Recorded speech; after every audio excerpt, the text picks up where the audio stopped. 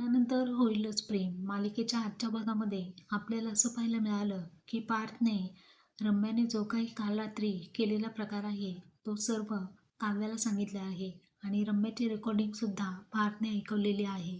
रम्या म्हणत असते की मी लग्न केलं तर फक्त तुझ्याशीच करेल. आता हे ऐकल्यानंतर काव्या ती ऑडिओ क्लिप डायरेक्टली विजयला त्याच्या फोनवरती सेंड करते आणि अशा पद्धतीने काव्याने विजयपर्यंत रम्याचा खरा चेहरा उघड करण्याचे प्रयत्न केलेले आहेत. इकडे नंदिनी आणि जेव्हा त्या मास्टरला शोधण्यासाठी बाहेर येतात, जेव्हा पाण्याची बॉटल आणायला जातो, तेव्हा त्याला समजतं की नंदिनीवरती हल्ला होणार आहे. हल्लेखोरांच्या हातामध्ये नंदिनीचा फोटो असतो आणि बाईकवरून ते हल्लेखोर येत असतात.